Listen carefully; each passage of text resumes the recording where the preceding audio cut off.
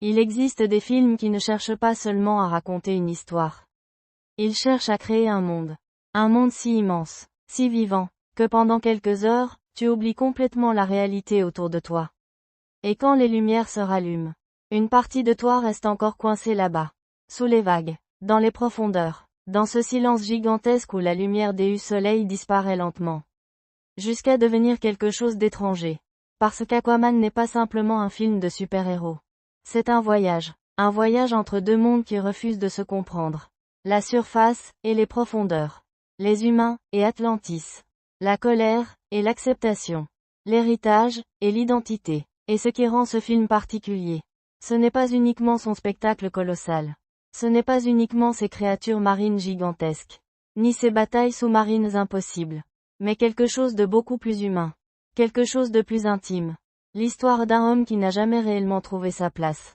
Un homme né entre deux mondes. Mais accepté par aucun des deux. Tout commence pendant une nuit de tempête. L'océan est déchaîné. Les vagues frappent les rochers avec une violence presque irréelle. Le vent hurle dans l'obscurité. Et au milieu de cette tempête, un homme solitaire marche près du phare où il travaille depuis des années. Thomas Curry. Un homme simple. Un gardien de phare vivant loin du monde. Loin des grandes villes. Loin du bruit. Loin des conflits. Il mène une existence calme. Presque silencieuse. Mais cette nuit-là, quelque chose change. Quelque chose qui va bouleverser toute son existence.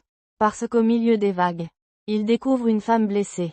Une inconnue. Échouée contre les rochers. Et dès le premier regard, quelque chose semble irréel chez elle. Comme si elle n'appartenait pas à ce monde. Thomas l'emmène à l'intérieur du phare. Il soigne ses blessures. Et lorsqu'elle ouvre enfin les yeux, le silence change immédiatement. Parce que cette femme n'est pas humaine. Elle s'appelle Atlana, la reine d'Atlantis. Mais Thomas ne le sait pas encore. Tout ce qu'il voit, c'est une femme mystérieuse avec un regard différent de tout ce qu'il a connu. Un regard rempli de tristesse, de fatigue, et d'une étrange douceur. Les jours passent, puis les semaines, et lentement, une relation commence à naître entre eux. Pas à travers de grands discours, pas à travers des scènes exagérées, mais à travers des moments simples. Des repas partagés, des regards silencieux, des conversations tard dans la nuit pendant que la pluie frappe les vitres du phare. Et c'est précisément ça qui rend leur relation crédible. Parce que le film prend le temps de construire une émotion réelle. Thomas ne tombe pas amoureux d'une reine. Il tombe amoureux d'une femme. Et Atlana, pour la première fois depuis longtemps, découvre une vie normale. Une vie sans guerre, sans obligation royale, sans trône, sans peur. Mais Atlantis ne pardonne jamais la fuite. Et Atlana le sait. Chaque jour passé à la surface rapproche le danger. Pourtant, elle reste. Parce qu'elle découvre quelque chose qu'elle n'a jamais connu dans les profondeurs. La liberté. Puis un jour, leur fils naît. Arthur. Mi-humain, mi-Atlante. Un enfant impossible. Un enfant qui n'aurait jamais dû exister. Et pourtant, dès son enfance, quelque chose paraît différent chez lui. L'océan semble lui répondre. Les poissons l'approchent naturellement. Comme s'ils le reconnaissaient déjà. Comme si les profondeurs savaient quelque chose avant tout le monde. Mais malgré ces moments de bonheur, la peur ne disparaît jamais complètement. Parce qu'Atlana sait qu'un jour, Atlantis viendra la chercher. Et ce jour arrive finalement. Une nuit, sans avertissement, des soldats atlantes surgissent dans le phare. Leur armure brille dans l'obscurité. Leurs armes ressemblent à une technologie venue d'un autre monde. Et soudain, la guerre entre dans cette petite maison au bord de l'océan. Atlana se bat. Et le film montre immédiatement quelque chose d'important. Elle n'est pas une reine fragile. Elle est une guerrière. Une véritable guerrière. La manière dont elle affronte les soldats. La rapidité de ses mouvements. La précision de chaque attaque. Tout donne l'impression qu'elle appartient à une civilisation infiniment plus avancée. Thomas regarde la scène sans comprendre. Arthur est encore enfant. Et pendant quelques minutes, le phare devient un champ de bataille. Mais Atlana sait que cela ne s'arrêtera jamais. D'autres viendront. Encore et encore. Alors elle prend une décision impossible. Elle choisit de partir. Non parce qu'elle cesse d'aimer Thomas. Mais précisément parce qu'elle l'aime trop. Parce qu'elle sait que tant qu'elle restera, ils seront tous condamnés. Et c'est là que le film crée sa première véritable blessure émotionnelle. Parce qu'Arthur grandit avec une absence. L'absence de sa mère. Une absence qui va définir toute sa personnalité. Toute sa colère. Toute sa solitude. Les années passent. Arthur devient adulte. Et immédiatement, on comprend que ce n'est pas un héros classique. Il boit. Il voyage sans but. Il évite les responsabilités. Il refuse de réfléchir à son héritage. Il aide parfois des innocents. Mais sans jamais vouloir devenir un symbole. Parce qu'au fond, Arthur ne croit pas appartenir à quelque part. Ni à la surface. Ni à Atlantis. Il existe entre les deux. Et cette sensation, le film la transmet constamment. Même dans sa manière de parler. Même dans sa façon de se battre. Même dans son regard. Jason Momoa apporte quelque chose de très particulier au personnage. Il ne joue pas un roi. Il joue un homme qui refuse encore d'accepter qui il est réellement. Et cette nuance change tout. Pendant ce temps, dans les profondeurs de l'océan, quelqu'un prépare une guerre. ORM, le demi-frère d'Arthur, le roi d'Atlantis. Mais contrairement à Arthur, ORM a grandi dans le palais. Il connaît les traditions, les règles, la politique, la guerre, et surtout, il déteste la surface, parce qu'à ses yeux, les humains détruisent les océans depuis des siècles. La pollution, les déchets, la violence, tout cela nourrit sa colère. Et c'est ce qui rend le personnage intéressant. Parce que ses motivations ne sont pas complètement absurdes. Oui, ses méthodes sont extrêmes. Mais sa colère vient d'une réalité bien réelle. Pendant ce temps, Arthur continue d'éviter son destin. Jusqu'au jour où quelqu'un vient le chercher. Mera, princesse d'Atlantis, guerrière, intelligente, déterminée, et immédiatement, la dynamique entre les deux personnages fonctionne. Parce qu'ils sont totalement opposés. Arthur agit par instinct. Mera agit avec discipline. Arthur improvise. Mera planifie. Arthur refuse Atlantis. Mera veut sauver Atlantis. Et malgré leurs différences, quelque chose les rapproche rapidement. Mera lui annonce une terrible vérité. ORM rassemble les royaumes sous-marins. Et s'il réussit, une guerre contre la surface commencera. Des millions de personnes mourront. Des océans entiers deviendront des armes. Mais Arthur refuse d'abord. Encore une fois. Parce qu'il ne veut pas devenir roi. Il ne veut pas porter cette responsabilité. Il ne veut même pas penser à Atlantis. Et surtout, il ne croit pas mériter ce trône. Mais le destin refuse de le laisser tranquille. Et très bientôt, Arthur va comprendre que peu importe à quel point il tente de fuir, les profondeurs finiront toujours par le rattraper. La nuit tombe lentement sur Amnesty Bay. Le vent souffle contre les docks humides. Les bateaux grincent doucement dans l'obscurité. Et pourtant, quelque chose paraît étrange. Comme si l'océan retenait son souffle. Arthur reste silencieux, assis seul près du rivage. Une bouteille à moitié vide entre les mains. Il regarde les vagues sans vraiment les voir. Parce qu'au fond de lui, les paroles de Mera continuent de résonner.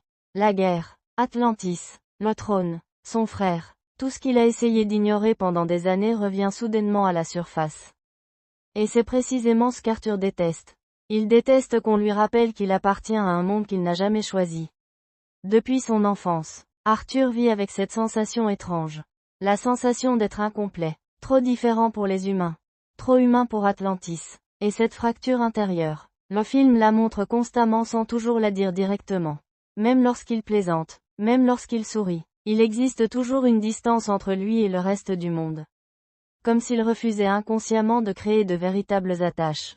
Parce qu'une partie de lui pense déjà qu'il finira seul. Comme sa mère, Mera le rejoint finalement près du quai. Elle observe les vagues pendant quelques secondes avant de parler. Et encore une fois, la différence entre eux saute immédiatement aux yeux. Mera parle avec sérieux, avec précision. Chaque mot semble avoir un poids. Arthur au contraire utilise l'humour comme une protection. Comme un mur invisible pour éviter de montrer ce qu'il ressent réellement. Mais Mera ne se laisse pas distraire.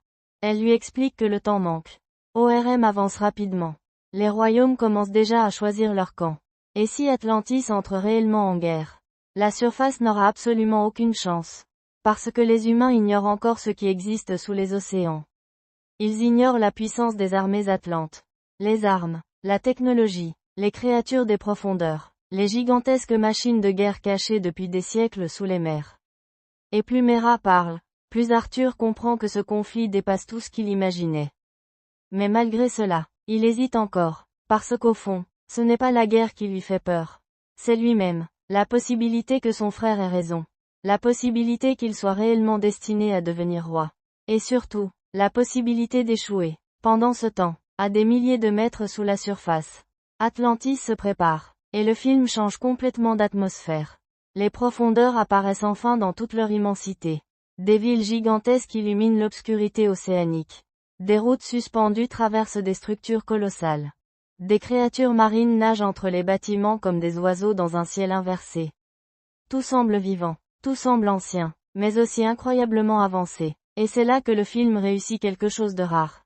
Atlantis ne ressemble pas simplement à une ville futuriste. Elle ressemble à une civilisation entière. Une culture complète, avec son histoire, ses traditions, ses divisions politiques, ses armées, ses croyances. Au centre de tout cela, ORM prépare son ascension. Patrick Wilson joue le personnage avec une froideur remarquable. Parce qu'Orm ne se voit pas comme un tyran. Il se voit comme un sauveur. Un protecteur. Un roi obligé de faire ce que personne d'autre n'ose faire. Et cette conviction rend le personnage beaucoup plus dangereux. Dans une immense salle du trône, les conseillers atlantes observent les hologrammes montrant la pollution humaine. Des continents de déchets flottant dans l'océan.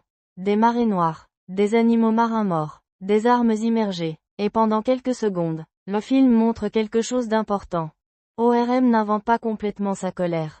Le monde de la surface détruit réellement les océans. C'est cette vérité qui donne de la force à son discours. Parce qu'il transforme une colère légitime en justification pour une guerre totale. Puis vient l'un des premiers grands moments de tension du film. ORM décide d'envoyer un message à la surface.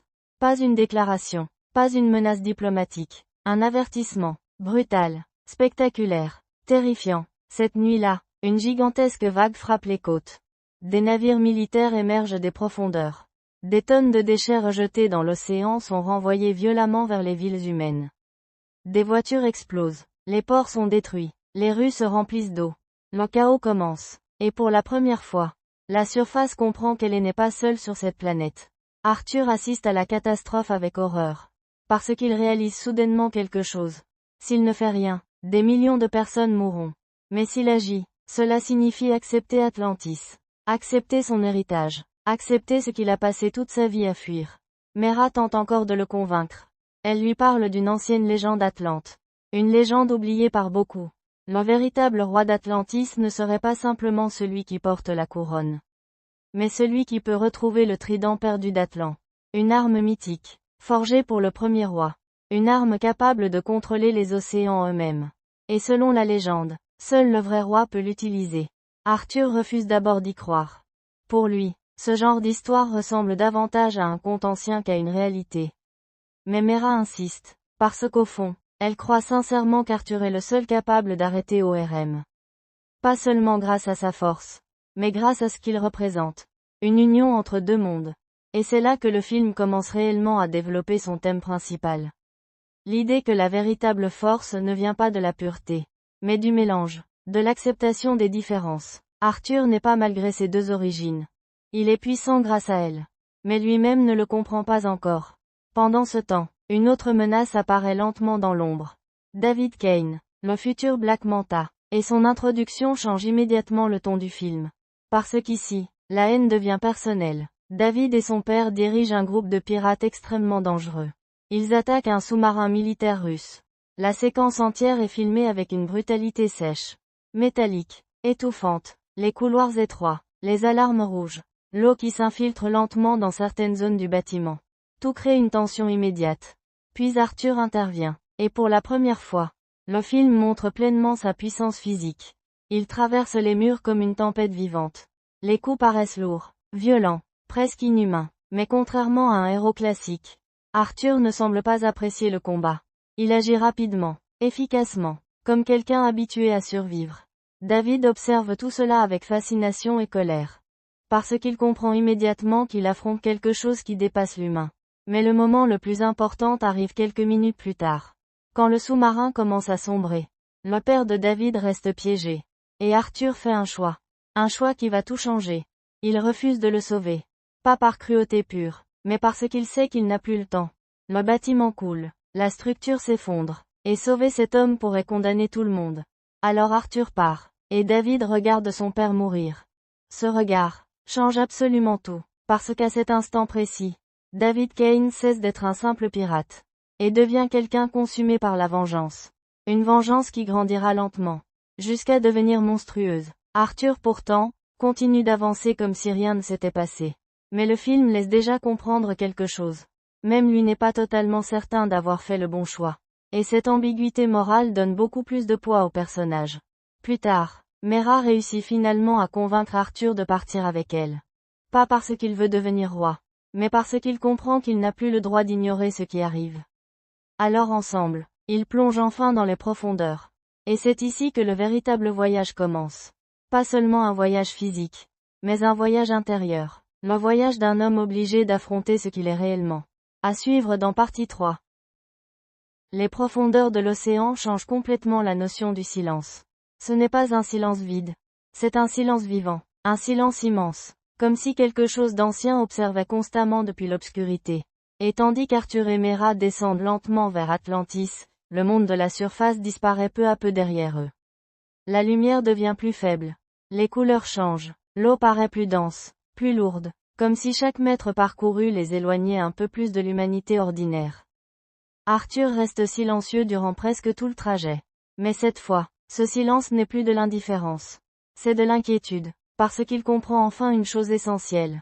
Atlantis n'est pas une légende. Ce n'est pas un vieux mythe raconté par des marins. C'est un empire réel, immense, puissant, et surtout, dangereusement organisé. Puis soudain, la cité apparaît, Atlantis, et pendant quelques secondes, le film abandonne complètement l'action pour laisser place au spectacle pur. Des structures gigantesques s'étendent à perte de vue. Des tours lumineuses traversent l'obscurité marine. Des véhicules atlantes circulent dans toutes les directions comme des créatures bioluminescentes. Des bancs de poissons nagent entre les bâtiments. Des créatures marines colossales traversent lentement les profondeurs autour de la ville. Tout semble irréel. Et pourtant, tout semble crédible à l'intérieur du film. Parce que James Wan comprend quelque chose d'essentiel. Pour qu'un monde imaginaire fonctionne, il doit paraître vivant même lorsque les personnages ne parlent pas.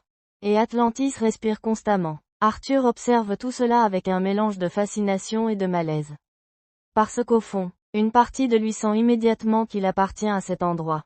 Mais une autre partie refuse encore de l'accepter. Et cette contradiction traverse tout son regard. Mera l'emmène discrètement à travers certains quartiers d'Atlantis. Et c'est ici que le film commence à montrer les différences sociales du royaume. Parce qu'Atlantis n'est pas un paradis parfait. Certaines zones débordent de richesses. D'autres paraissent plus dures, plus militaires, plus autoritaires. Et partout, le nom d'Orm circule comme une présence écrasante. Le futur roi, le protecteur des océans, celui qui va enfin punir la surface. La propagande grandit lentement dans tout le royaume. Des hologrammes montrent les dégâts causés par les humains. Des discours parlent de vengeance, de purification, de reconquête. Et Arthur comprend alors quelque chose d'important. ORM ne gouverne pas uniquement avec la peur. Il gouverne avec la colère collective. Et une population en colère devient extrêmement dangereuse. Mera conduit finalement Arthur auprès de Vulko, l'ancien conseiller royal, l'homme qui connaissait Atlana, celui qui a secrètement observé Arthur pendant des années. Et dès leur première rencontre, quelque chose change immédiatement, parce que Vulko ne regarde pas Arthur comme un étranger. Il le regarde comme quelqu'un qui l'attend depuis longtemps. Willem Dafoe apporte au personnage une énergie particulière. Une forme de sagesse calme. Comme quelqu'un fatigué par des années de guerre politique. Mais qui refuse encore d'abandonner l'espoir. Vulko explique alors toute la vérité. Après le départ d'Atlana, ORM a lentement consolidé son pouvoir. Les royaumes sous-marins sont divisés.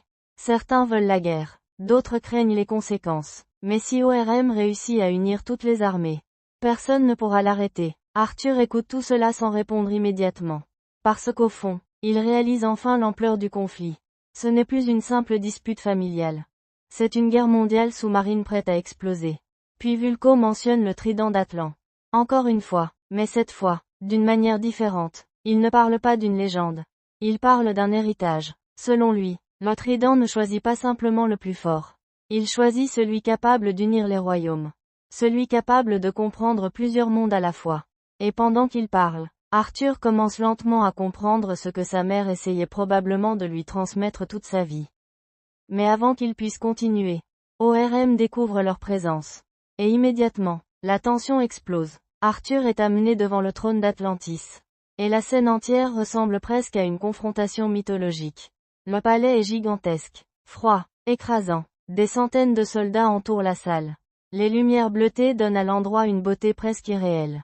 Et au centre, ORM attend. Le contraste entre les deux frères est immédiat. ORM paraît parfaitement à sa place. Chaque geste semble calculé. Chaque regard inspire l'autorité. Arthur au contraire paraît sauvage. Imprévisible. Comme une force impossible à contrôler. Et cette opposition visuelle raconte déjà toute leur relation. ORM provoque Arthur publiquement. Il le traite comme un bâtard de la surface.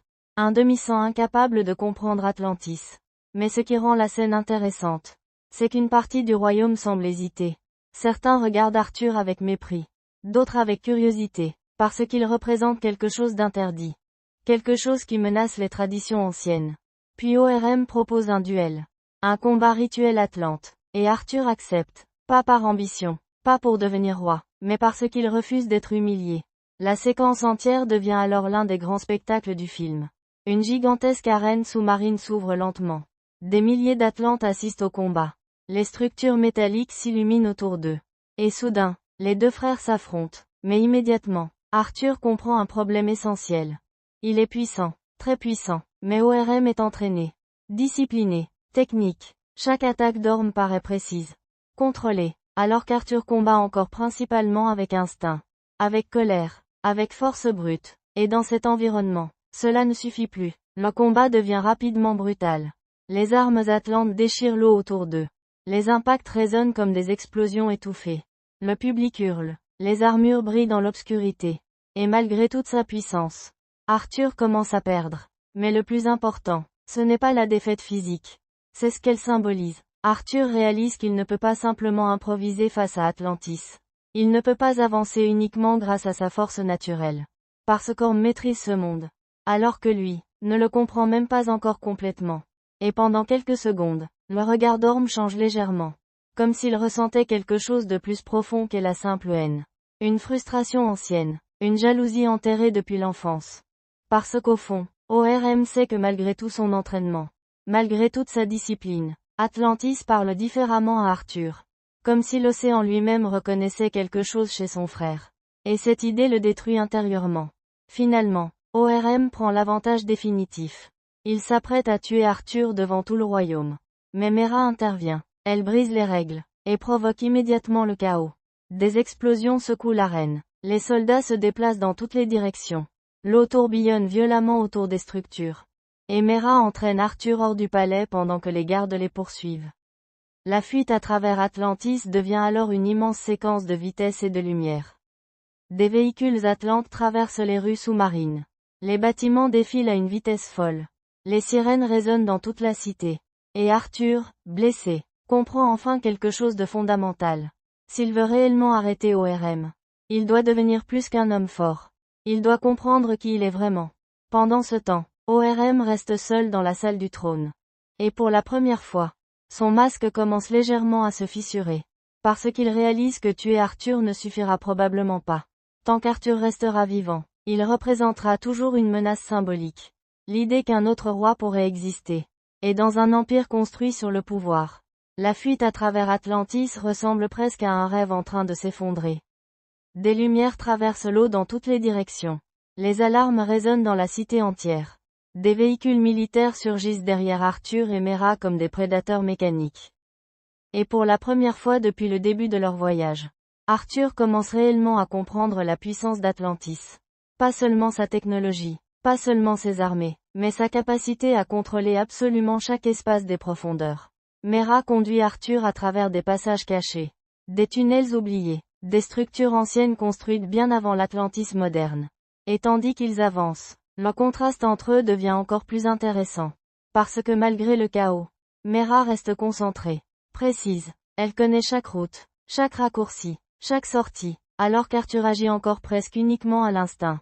Mais lentement, quelque chose change. Il commence à lui faire confiance. Réellement. Et cette confiance devient importante.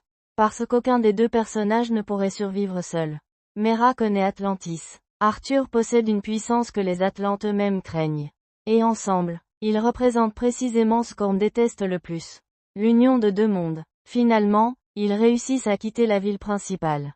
Et pendant quelques instants, le silence revient. Un silence étrange. Fatigué, Arthur s'effondre légèrement contre une structure rocheuse abandonnée. Son armure est endommagée. Son corps porte encore les marques du duel contre ORM. Mais ce ne sont pas ses blessures physiques qui le perturbent. C'est autre chose. Une vérité qu'il refuse encore d'accepter complètement. Parce qu'au fond, Orm avait raison sur un point. Arthur ne connaît presque rien d'Atlantis. Il ignore ses traditions, ses lois, son histoire, son peuple. Et comment pourrait-il devenir roi d'un monde qu'il ne comprend même pas? Mera remarque immédiatement son hésitation. Mais au lieu de le rassurer, elle lui dit quelque chose d'important. Le véritable problème d'Arthur n'est pas son manque de force. C'est son refus constant d'accepter qui il est. Et cette phrase le frappe beaucoup plus profondément qu'il ne veut l'admettre. Pendant ce temps, ORM accélère ses plans. Parce qu'il sait désormais qu'Arthur est devenu une menace réelle. Pas forcément militairement, mais politiquement, symboliquement. Alors il décide de consolider immédiatement son alliance avec les autres royaumes. Le film nous emmène alors vers un autre territoire sous-marin. Le royaume des pêcheurs. Et ici encore, James Wan change complètement l'identité visuelle du monde. Chaque royaume possède son propre style, sa propre architecture, sa propre culture. Les Atlantes principaux ressemblent à une civilisation militaire avancée. Le royaume des pêcheurs au contraire paraît presque cérémonial. Royal, élégant, comme une ancienne monarchie transformée par la technologie. ORM rencontre leur roi afin d'obtenir officiellement son soutien pour la guerre contre la surface. Mais contrairement à certains autres dirigeants, ce roi hésite, parce qu'il comprend les conséquences d'une guerre totale. Et surtout, il ne fait pas totalement confiance à ORM. La conversation devient immédiatement tendue. ORM parle de vengeance, d'équilibre, de justice pour les océans. Mais derrière ces mots, on sent autre chose. Une obsession grandissante, un besoin absolu de contrôle. Et lentement, le masque du dirigeant noble commence à disparaître. Puis tout bascule, parce qu'on ne cherche plus vraiment à convaincre. Il cherche à dominer, et lorsqu'il comprend que le roi des pêcheurs refuse de se soumettre, il l'attaque brutalement. La scène est spectaculaire, violente, les gardes surgissent, les armes atlantes illuminent les profondeurs. Et au milieu du chaos, ORM tue le roi. Froidement, rapidement, sans hésitation. Et c'est ici que le personnage devient encore plus dangereux. Parce qu'il cesse d'être simplement un homme en colère. Il devient quelqu'un prêt à tout sacrifier pour imposer sa vision. Même son propre peuple, même l'honneur atlante. La princesse du royaume des pêcheurs regarde son père mourir sous ses yeux. Et malgré sa douleur, elle comprend immédiatement qu'elle n'a plus le choix. Si elle refuse l'alliance, son royaume sera détruit. Alors Orm gagne encore du pouvoir. Encore une armée, encore un royaume, encore une étape vers la guerre mondiale. Pendant ce temps, Arthur et Mera découvrent quelque chose laissé secrètement par Vulko. Des indices concernant le trident d'Atlan. Une ancienne piste oubliée depuis des siècles. Et c'est ici que le film change encore de ton. Parce qu'il devient soudainement une véritable aventure mythologique. Leur voyage les mène vers la surface, en Sicile, et le contraste est magnifique. Après des heures passées dans les profondeurs sombres d'Atlantis, la lumière du soleil paraît presque irréelle. Les rues anciennes, les bâtiments historiques, le bruit des humains, tout semble étrangement calme après le chaos sous-marin. Et c'est précisément dans ces moments plus simples que le film développe le mieux Arthur et Mera. Parce qu'ils cessent temporairement d'être des guerriers. Ils deviennent juste deux personnes essayant de comprendre le monde de l'autre. Mera découvre la surface avec curiosité. Chaque détail humain semble nouveau pour elle. La nourriture, la musique, les marchés, les conversations. Et certaines scènes apportent enfin un peu de légèreté au récit. Mais derrière cette légèreté, quelque chose d'important continue de grandir entre eux.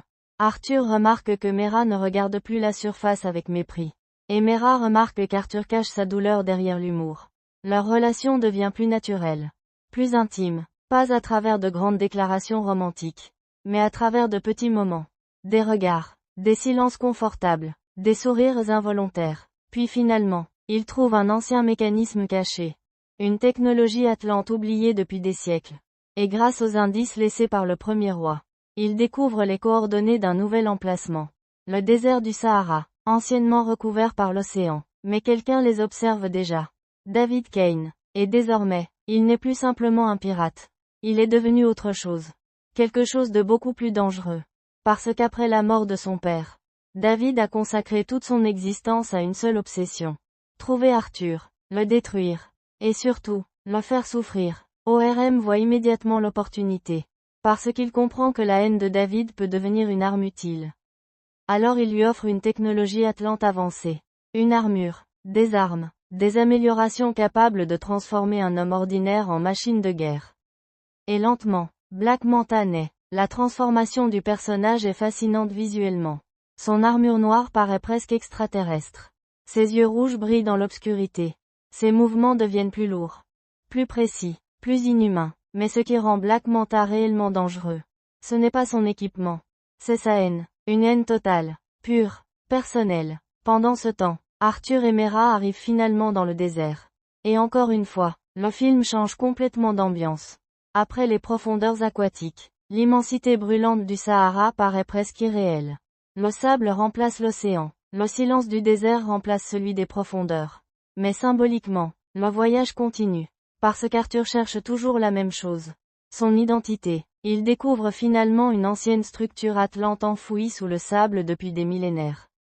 Et à l'intérieur, le passé d'Atlantis commence lentement à révéler ses secrets.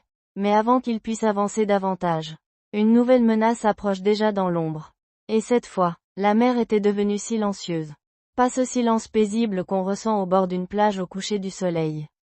Non, un silence lourd. Un silence qui annonçait quelque chose d'immense. Au fond des océans, les royaumes se préparaient à la guerre. Atlantis n'était plus un simple royaume caché sous les eaux. C'était désormais une machine militaire gigantesque. Des milliers de soldats atlantes avançaient dans les profondeurs obscures. Leurs armures brillaient comme des étoiles perdues dans l'abîme. Des créatures marines gigantesques nageaient entre les colonnes de pierre antiques pendant que les armes énergétiques illuminaient l'océan d'une lumière bleue inquiétante. Et au centre de tout cela, ORM, le roi d'Atlantis observait l'immensité de son armée avec un calme terrifiant. Il ne voyait plus les humains comme des voisins. Il les voyait comme une infection. Pour lui, la surface avait dépassé toutes les limites. La pollution, les guerres, les océans détruits, tout cela justifiait désormais une seule chose. La conquête. Mais pendant qu'Orm préparait l'invasion du monde entier, Arthur Curry était loin de tout ça. Avec Mera, il traversait des terres oubliées, cherchant quelque chose que presque tout le monde croyait être une légende. Le trident perdu d'Atlan, l'arme du premier roi, le symbole ultime du véritable souverain des océans. Selon les anciennes histoires, seul le roi légitime pouvait le retrouver. Tous les autres mouraient avant même d'approcher sa puissance. Et pourtant, Arthur continuait d'avancer, pas parce qu'il croyait être un roi, mais parce qu'il commençait enfin à comprendre qu'il ne pouvait plus fuir son destin. Le voyage les conduisit jusqu'à un désert immense. Un endroit où l'océan semblait impossible. Le sable brûlant remplaçait les vagues. Le silence du vent remplaçait les profondeurs marines. Mais sous cette terre abandonnée dormaient des secrets vieux de plusieurs siècles. Arthur regardait l'horizon avec fatigue. Depuis le début de cette aventure, tout avait changé. Avant, il vivait uniquement pour lui-même. Une bière dans un bar. Quelques combats. Des missions dangereuses parfois. Rien de plus. Mais maintenant, le poids du monde entier reposait sur ses épaules. Et le pire, c'est qu'il n'était même pas sûr d'être capable de porter ce poids. Mera le regarda marcher dans le désert. Elle voyait la confusion dans ses yeux. Arthur essayait encore de cacher ses émotions derrière l'humour et les sarcasmes. Mais cela ne fonctionnait plus vraiment.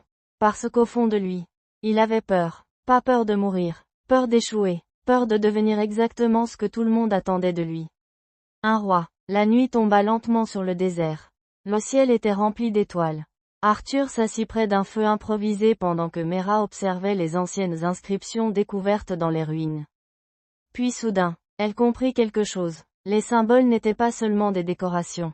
Ils formaient une carte menant vers un endroit caché depuis des siècles. Arthur s'approcha immédiatement, et plus ils analysaient les inscriptions, plus une vérité devenait évidente. Le trident d'Atlan existait réellement. Mais il était protégé dans l'endroit le plus dangereux du monde. La fosse. Même les Atlantes craignaient cet endroit. Une région des profondeurs où vivaient des créatures monstrueuses abandonnées par l'évolution. Des êtres qui ne ressemblaient plus à des hommes. Seulement à des cauchemars. Arthur fixa la carte ancienne pendant plusieurs secondes. Puis il souffla discrètement. Parfait. Évidemment que ça devait être l'endroit le plus horrible possible. Mera sourit légèrement. Même au bord du chaos. Arthur trouvait encore le moyen de plaisanter. Mais derrière cette blague se cachait une tension réelle. Parce qu'ils savaient tous les deux qu'à partir de maintenant, chaque erreur pouvait être fatale. Pendant ce temps, dans les profondeurs d'Atlantis, ORM avançait encore plus loin dans ses plans. Les autres royaumes commençaient à se rallier à lui. La peur devenait son arme principale. Il montrait aux dirigeants atlantes les déchets humains rejetés dans l'océan. Les navires détruits, les animaux morts, les catastrophes écologiques. Et peu à peu, le peuple commençait à croire qu'une guerre contre la surface était inévitable. ORM ne manipulait pas seulement la colère. Il manipulait la douleur. C'est ce qui le rendait dangereux. Parce qu'au fond, une partie de ce qu'il disait était vrai. Les humains avaient réellement détruit une partie des océans. Et cette ambiguïté donnait au conflit une dimension bien plus complexe qu'une simple bataille entre héros et méchants. Pendant ce temps, Black Manta préparait aussi sa vengeance. Dans un laboratoire caché, il reconstruisait son armure avec une obsession presque maladive. Les technologies Atlantes volées transformaient progressivement son équipement en arme absolue. Ses yeux rouges brillaient dans l'obscurité. Il ne pensait plus à l'argent, ni au pouvoir, seulement à une chose, tuer Arthur Curry. Chaque pièce métallique qu'il installait sur son armure ressemblait à une promesse de mort. Et plus il avançait, plus il devenait dangereux, parce que la haine avait totalement remplacé l'humanité qui restait encore en lui. De leur côté, Arthur et Mera atteignirent enfin les coordonnées indiquées par la carte. Face à eux se trouvait une immense falaise perdue au milieu du désert. Puis soudain, le sol commença à trembler. Des mécanismes anciens s'activèrent lentement. Et devant eux, une porte gigantesque apparut dans la roche. Une porte oubliée depuis des siècles. L'entrée vers un ancien royaume disparu. Arthur observa les gravures monumentales. Les symboles racontaient l'histoire d'Atlan. Le premier roi, celui qui avait uni les océans avant que les royaumes ne sombrent dans la division. Mais quelque chose frappa immédiatement Arthur. Sur toutes les représentations du roi, Atlan ne ressemblait pas à un conquérant. Il ressemblait à un protecteur. Cette différence changeait tout. Parce qu'Arthur commençait enfin à comprendre qu'être roi ne signifiait pas dominer les autres. Cela signifiait les unir. Et cette idée était totalement opposée à la vision d'Orm. Ils pénétrèrent lentement dans les ruines. L'intérieur ressemblait à une cité morte figée dans le temps. Des statues gigantesques entouraient les couloirs engloutis. Des lumières anciennes illuminaient encore certaines structures malgré les siècles passés. Puis, ils découvrirent une machine antique contenant un dernier message. L'hologramme du roi Atlan apparut devant eux. Sa voix résonna dans toute la salle. Il parlait d'échecs, de guerre, de division, et surtout, il parlait d'un futur roi qui devrait comprendre une vérité essentielle. La puissance seule ne suffit jamais. Arthur écoutait silencieusement. Chaque mot semblait lui être destiné. Atlan expliquait que beaucoup avaient cherché le trident avant lui. Tous avaient échoué parce qu'ils voulaient le pouvoir. Mais aucun ne voulait réellement servir les océans. Puis l'hologramme révéla enfin l'emplacement exact du trident. La mer cachée, un lieu situé au-delà de la fosse. Un endroit considéré comme impossible à atteindre. Arthur prit une longue inspiration. Le vrai voyage commençait maintenant. Et pour la première fois, même lui comprenait qu'il n'était plus simplement un homme essayant d'éviter ses responsabilités.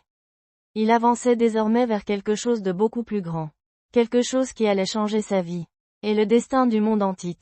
Plus Arthur et Mera descendaient vers les profondeurs interdites. Plus le monde autour d'eux devenait inhumain. La lumière disparaissait progressivement. Les couleurs mouraient une à une. Le bleu des océans se transformait lentement en noir absolu. Et dans cette obscurité, quelque chose bougeait. Le véhicule Atlante avançait difficilement entre des formations rocheuses gigantesques. Des montagnes sous-marines s'élevaient autour d'eux comme des tombeaux oubliés. Le silence était oppressant. Même Arthur, qui avait passé sa vie entre la terre et la mer, sentait que cet endroit n'avait rien de naturel. Mera regardait les écrans de navigation avec inquiétude. Les signaux biologiques apparaissaient partout autour d'eux. Des centaines, puis des milliers. Et pourtant, ils ne voyaient rien, seulement l'obscurité. Puis soudain, un bruit, un cri étrange. Pas humain, pas animal, quelque chose entre les deux. Arthur tourna immédiatement la tête vers la vitre du cockpit. Et pendant une fraction de seconde, il vit un visage, ou plutôt, ce qu'il restait d'un visage. Une créature hideuse traversa l'obscurité avant de disparaître aussitôt. Mera murmura presque, les Trench. Même les Atlantes parlaient de ces créatures avec peur. Des descendants d'anciens habitants des océans abandonnés par l'évolution. Des êtres transformés par les profondeurs jusqu'à perdre toute humanité. Ils ne construisaient plus, ils ne parlaient plus, ils chassaient, seulement ça. Le véhicule continua d'avancer lentement. Puis les alarmes commencèrent à hurler. Quelque chose frappait la coque. Puis une deuxième fois, puis 10 fois, et soudain, des dizaines de créatures surgirent de l'obscurité totale. Leurs yeux brillaient dans le noir comme des prédateurs monstrueux. Leur corps ressemblait à des mélanges impossibles entre poissons et humains déformés. Arthur resta figé quelques secondes. Même lui n'avait jamais vu quelque chose d'aussi terrifiant. Puis tout explosa. Les Trench attaquèrent le véhicule dans une violence absolue. Les vitres commencèrent à se fissurer. Les créatures grimpaient partout sur la coque en poussant des cris horribles. Mera tenta de stabiliser l'appareil pendant qu'Arthur essayait de repousser les monstres. Mais ils étaient trop nombreux. Beaucoup trop nombreux. Et le pire, c'est qu'ils semblaient attirés par quelque chose. Comme s'ils sentaient Arthur. Comme s'ils savaient exactement qui il était. Puis une énorme créature percuta violemment le véhicule. La coque céda immédiatement. L'eau explosa à l'intérieur. Arthur attrapa Mera avant que le courant ne les sépare complètement. Et quelques secondes plus tard, ils furent projetés dans l'abîme. L'obscurité totale les engloutit. Autour d'eux, les trenches arrivaient de toutes les directions. Des centaines de silhouettes monstrueuses nageaient dans le noir. Arthur serra les dents. Il comprit immédiatement une chose. Ils ne pourraient pas survivre longtemps ici. Alors ils nagèrent, le plus vite possible. Les créatures les poursuivaient comme une vague vivante. Arthur utilisait toute sa force pour ouvrir un passage dans la masse de monstres. Chaque coup envoyait des créatures voler dans l'obscurité. Mais il y en avait toujours plus. Toujours. La scène ressemblait moins à une bataille. Et plus à une fuite désespérée face à quelque chose d'impossible à arrêter. Puis soudain, une lumière apparut au loin. Faible, mais réelle. Mera cria à Arthur de continuer. Ils traversèrent une immense faille rocheuse pendant que les trenches hurlaient derrière eux. Et tout à coup, le monde changea. L'obscurité disparut brutalement. Arthur s'arrêta net. Devant lui, s'étendait un endroit impossible. Un océan caché à l'intérieur même de la Terre. La Hidden Sea. Un paradis perdu oublié depuis des siècles. Des créatures gigantesques nageaient librement sous une lumière dorée. Des plantes lumineuses recouvraient les falaises. L'eau semblait vivante. Arthur regardait cet endroit avec un mélange de fascination et d'incompréhension. Tout paraissait irréel, comme un monde appartenant à une autre époque. Même Mera restait silencieuse, parce qu'aucune histoire atlante ne pouvait réellement préparer quelqu'un à voir ça. Puis, quelque chose d'immense bougea dans les profondeurs. Une ombre gigantesque traversa lentement l'océan caché. Arthur sentit immédiatement le danger. Cette présence était différente, ancienne, puissante. Comme si cet endroit entier appartenait à cette créature. Et quelques secondes plus tard, ils le virent enfin, Locharaton, le gardien du trident, une créature colossale plus grande que tout ce qu'Arthur avait vu de sa vie. Ses tentacules gigantesques entouraient les ruines anciennes situées au fond de la Hidden Sea. Ses yeux immenses observaient Arthur avec intelligence. Pas comme un animal, comme un juge. Arthur comprit immédiatement une vérité terrifiante. Le trident n'était pas protégé par une armée. Il était protégé par quelque chose d'encore pire. Une créature capable de détruire des royaumes entiers. Locharaton s'approcha lentement. L'eau entière semblait trembler autour de lui. Puis sa voix résonna directement dans l'esprit d'Arthur. Encore un autre prétendant. Même Mera recula instinctivement. Parce que cette voix ne ressemblait à rien d'humain. Locharaton expliqua que des centaines de guerriers avaient tenté de prendre le trident avant lui. Tous étaient morts. Tous pensaient mériter le pouvoir. Mais aucun n'était digne. Arthur observa les ruines derrière la créature. Le trident était là, à quelques mètres seulement. Et pourtant, cela semblait inaccessible. Locharaton fixa Arthur pendant plusieurs secondes. Puis il demanda, « Pourquoi cherches-tu ce pouvoir ?» Arthur resta silencieux. Parce que pour la première fois depuis le début de cette aventure, il ne voulait plus répondre par arrogance. Ni par humour. Il réfléchit réellement. Puis il dit simplement, « Je ne veux pas gouverner les océans. Je veux empêcher une guerre. » Le silence envahit la Hidden Sea. Même Locharaton sembla surpris. Parce que tous les autres étaient venus pour conquérir. Pas lui. Arthur continua. J'ai fait des erreurs. Je ne suis pas parfait. Mais si personne ne fait quelque chose maintenant, des millions de gens vont mourir. La créature l'observait encore. Comme si elle cherchait à voir la vérité au fond de lui. Puis soudain, Locharaton poussa un rugissement gigantesque. Toute la Hidden Sea trembla. Arthur se prépara immédiatement au combat. Mais au lieu d'attaquer, la créature s'écarta lentement, et derrière elle, le trident d'Atlan apparut enfin. Suspendu au milieu des ruines antiques. La lumière dorée de l'océan semblait converger vers lui. Arthur avança lentement. Chaque pas ressemblait à un moment historique. Comme si toute sa vie l'avait conduit exactement ici. Puis il tendit la main. Et au moment où ses doigts touchèrent le trident, l'océan entier explosa de lumière. La lumière engloutit tout. Pendant quelques secondes, Arthur ne vit plus l'océan, ni Mera, ni même la Hidden Sea. Seulement une énergie immense traversant tout son corps. Le trident d'Atlan vibrait entre ses mains comme une force vivante. Et soudain, des visions apparurent. Des fragments d'histoire oubliés. Arthur vit Atlantis avant sa chute. Une civilisation gigantesque dominant les océans avec une puissance inimaginable. Il vit les anciens royaumes unifiés sous un seul roi. Puis, il vit les guerres, l'orgueil, la division, et finalement, la destruction. Atlantis ne s'était pas effondrée à cause d'un ennemi extérieur. Elle s'était détruite elle-même. Cette vérité frappa Arthur avec violence. Parce qu'il comprenait enfin ce que le trident représentait réellement. Ce n'était pas seulement une arme. C'était une responsabilité, une promesse, le devoir d'empêcher que l'histoire se répète encore. Puis les visions disparurent brusquement. Arthur reprit son souffle. Autour de lui, la Hidden Sea brillait d'une lumière dorée presque irréelle. Le trident avait changé. Ou peut-être, c'était lui qui avait changé. Loch-Araton l'observait silencieusement. Et pour la première fois, la gigantesque créature inclina légèrement la tête devant Arthur. Comme un roi reconnaissant enfin un autre roi. Mera regardait la scène avec émotion. Parce qu'elle comprenait ce que cela signifiait. Arthur Curry, l'homme qui passait son temps à fuir ses responsabilités, était devenu le véritable roi des océans. Puis quelque chose d'encore plus incroyable se produisit. Arthur entendit les créatures marines autour de lui. Toutes, pas seulement leurs sons, leurs pensées, leurs instincts, leurs émotions. Pour la première fois de sa vie, son pouvoir était complet. Le trident amplifiait sa connexion avec les océans jusqu'à un niveau presque divin. Loch-Araton parla de nouveau. Le vrai roi ne commande pas les océans. Il les écoute. Cette phrase resta gravée dans l'esprit d'Arthur. Parce qu'elle résumait exactement ce qu'Orm n'avait jamais compris. La puissance sans compréhension ne crée que la peur. Mais avant qu'il puisse célébrer quoi que ce soit, Mera aperçut quelque chose au loin. Une immense activité militaire dans les océans supérieurs. ORM lançait l'attaque. La guerre avait commencé. Arthur serra immédiatement le trident. Cette fois, il ne pouvait plus fuir. Pendant ce temps, à Atlantis, le chaos explosait déjà. Des armées entières traversaient les profondeurs comme des tempêtes vivantes. Les royaumes alliés d'Orm avançaient vers la surface avec une puissance terrifiante. Des centaines de créatures marines géantes nageaient entre les soldats atlantes. Les canons énergétiques illuminaient l'océan dans toutes les directions. La bataille ressemblait à une apocalypse sous-marine. Et au centre de tout cela, ORM, assis sur son immense monture marine noire. Calme, presque majestueux, il croyait déjà avoir gagné. Parce qu'aucun royaume ne semblait capable de l'arrêter maintenant. Les humains de la surface ignoraient encore ce qui arrivait sous les océans. Mais bientôt, le monde entier allait découvrir Atlantis. Puis soudain, quelque chose changea dans l'eau. Un mouvement gigantesque. Toutes les créatures marines commencèrent à réagir.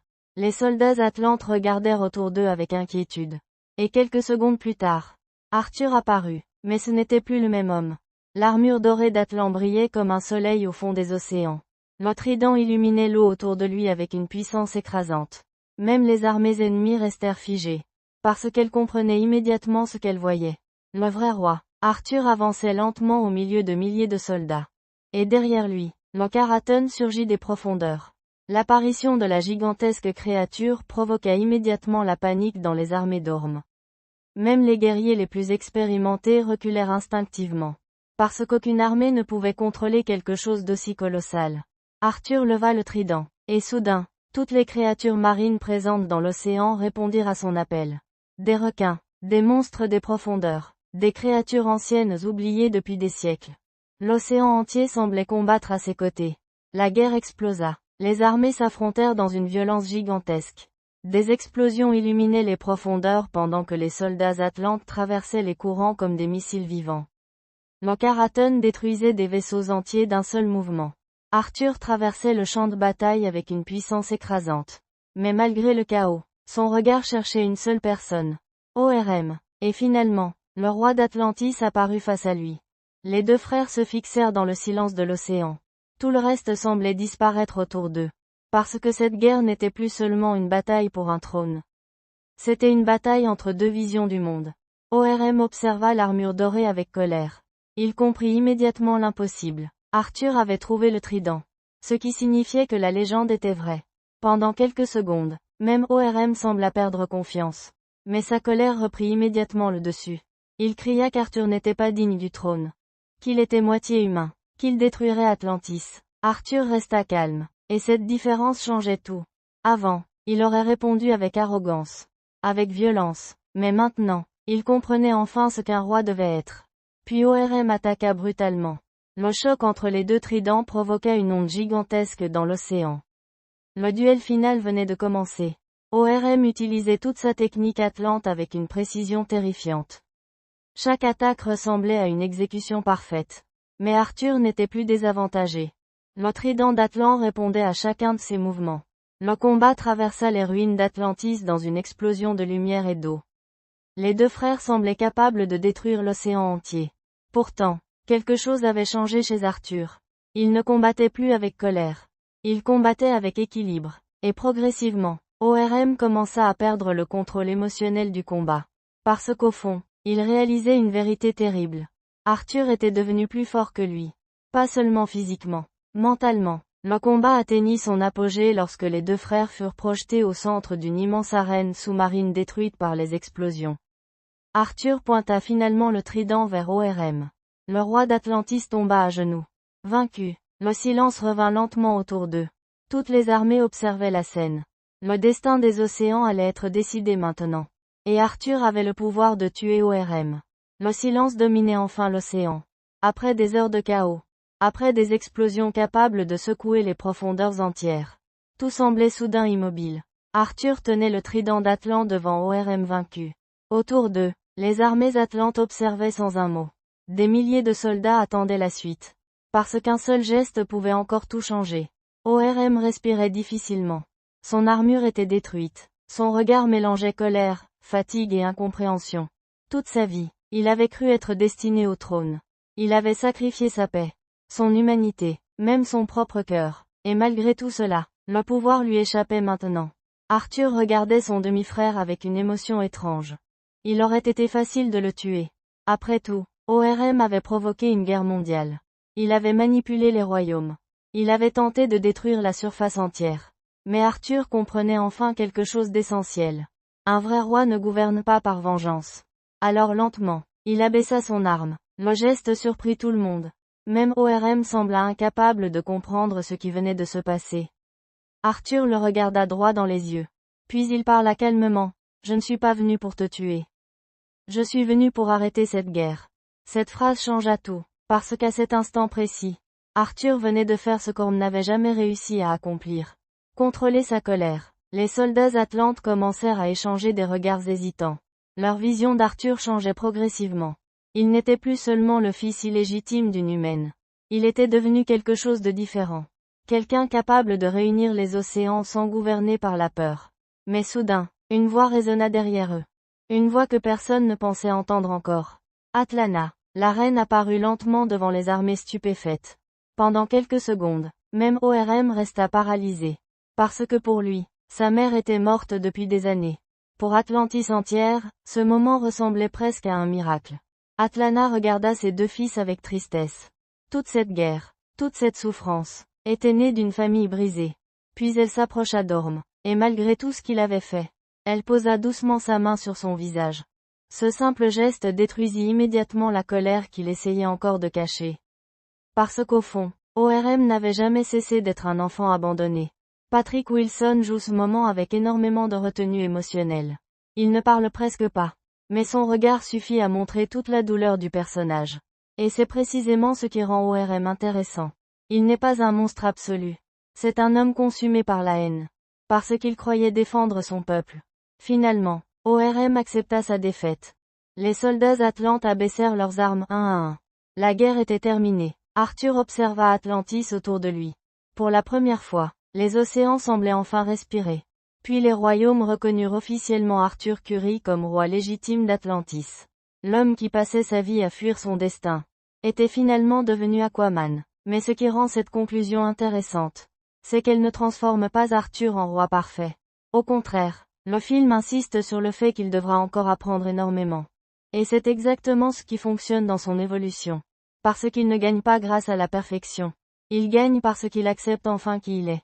Moitié humain, moitié Atlante. Et au lieu de voir cette dualité comme une faiblesse, il en fait sa plus grande force. Pendant ce temps, dans un autre endroit du monde, Black Manta survivait encore, gravement blessé, mais vivant. Son armure détruite reposait autour de lui comme les restes d'une obsession inachevée. Puis une silhouette mystérieuse apparut. Le docteur Stephen Shin. un scientifique obsédé par Atlantis depuis des années. Il proposa alors un marché à Black Manta. Les connaissances contre la vengeance. Et immédiatement, le film prépare déjà le futur conflit. Parce que certaines haines ne disparaissent jamais vraiment. Quelques jours plus tard, Arthur retourna à Amnesty Bay avec Atlana et Thomas. Et cette dernière scène possède une simplicité très importante. Après toute la grandeur visuelle d'Atlantis. Après les armées géantes. Après les batailles monstrueuses. Le film termine son histoire dans un endroit calme. Une maison. Une famille. L'océan au loin. Thomas regardait enfin Atlana revenir vers lui après toutes ces années. Et honnêtement, c'est probablement le moment le plus humain du film. Pas parce qu'il est spectaculaire, mais précisément parce qu'il ne l'est pas. James Wan comprend ici quelque chose que beaucoup de blockbusters oublient. Les grandes histoires fonctionnent surtout grâce aux émotions simples. Un regard, une attente, un retour. Arthur observait ses parents avec un sourire discret. Pendant longtemps, il avait eu l'impression de ne jamais appartenir complètement à un monde. Ni à la surface, ni à Atlantis. Mais maintenant, il comprenait enfin qu'il n'avait jamais eu besoin de choisir. Et c'est probablement le vrai message du film. La force d'Aquaman ne vient pas uniquement de ses pouvoirs. Elle vient de sa capacité à unir deux mondes opposés. L'océan et la terre. La tradition et le changement. La puissance et l'humanité. Puis la caméra s'éloigne lentement de la côte. L'océan redevient calme, mais quelque part sous les profondeurs. Atlantis continue d'exister. Immense. Mystérieuse. Vivante. Et c'est exactement pour ça qu'Aquaman fonctionne encore aujourd'hui. Pas parce qu'il est parfait. Le film possède des défauts. Certains dialogues sont parfois trop explicatifs. Quelques scènes vont trop vite. Certaines sous-intrigues auraient mérité plus de développement. Mais malgré tout cela, le film possède quelque chose que beaucoup de blockbusters modernes ont perdu, une vraie personnalité visuelle. Une identité. James Wan transforme Aquaman en aventure mythologique gigantesque au lieu de simplement copier les autres films de super-héros. Et surtout, le film assume totalement son côté spectaculaire. Il n'essaie jamais d'avoir honte de son univers. Les armures dorées, les monstres marins, les royaumes sous-marins, les batailles gigantesques, tout est montré avec sincérité. Et cette sincérité donne finalement beaucoup de charme au film. Jason Momoa apporte aussi une énergie très particulière au personnage. Son Arthur Curry ressemble moins à un roi classique, et plus à quelqu'un qui apprend encore à devenir meilleur. Cette approche rend Aquaman beaucoup plus humain que prévu. Et c'est probablement pour ça que le public s'est autant attaché au personnage après le film. Parce qu'au fond, Aquaman parle surtout d'identité, de cette sensation étrange de ne jamais être totalement accepté quelque part. Et honnêtement, beaucoup de gens peuvent se reconnaître dans ça. Le dernier plan du film montre l'océan immense sous la lumière du soleil. Comme si toute cette aventure n'était finalement qu'un début. Parce qu'un roi ne naît pas en un jour. Il le devient progressivement. Et Arthur Curry venait seulement de commencer son histoire. Après la fin de la guerre, le monde sous-marin ne sera plus jamais le même. Atlantis n'est plus une cité cachée. Elle devient progressivement une civilisation qui doit désormais coexister avec la surface. Mais cette transition n'est pas simple. Parce que des siècles de haine ne disparaissent pas en une seule victoire. Arthur Curry se retrouve maintenant face à un nouveau défi. Pas une guerre, pas un monstre, mais quelque chose de beaucoup plus difficile. Le règne. Devenir roi signifie prendre des décisions que personne ne peut vraiment comprendre. Des décisions qui peuvent sauver des millions de vies.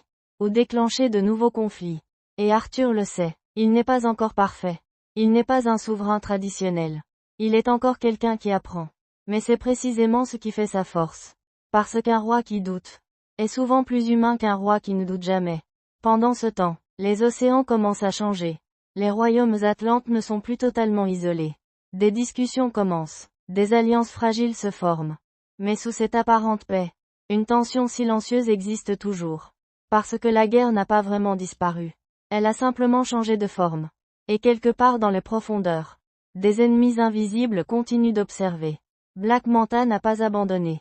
Sa haine est devenue plus profonde, plus organisée, plus dangereuse. Et avec l'aide du Dr. Shin, il commence à comprendre que Atlantis n'est pas seulement un royaume. C'est un monde entier de secrets anciens. Des technologies perdues. Des armes oubliées. Des connaissances capables de changer l'équilibre du monde entier. Et cette idée le rend encore plus dangereux qu'avant. Mais le film ne se concentre pas seulement sur la menace. Il se concentre aussi sur Arthur. Sur son évolution. Sur sa transformation. Parce qu'au début du film, Arthur était un homme qui refusait son identité. Il fuyait Atlantis. Il fuyait son héritage. Il fuyait même lui-même. Mais à la fin, il accepte enfin ce qu'il est. Moitié humain, moitié Atlante. Et ce mélange n'est plus une faiblesse.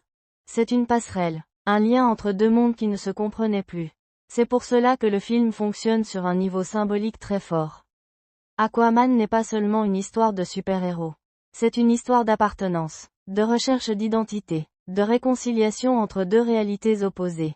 La surface représente l'humanité. Atlantis représente l'héritage et la puissance ancienne. Arthur représente le pont entre les deux. Et c'est exactement là que réside la vraie signification du film.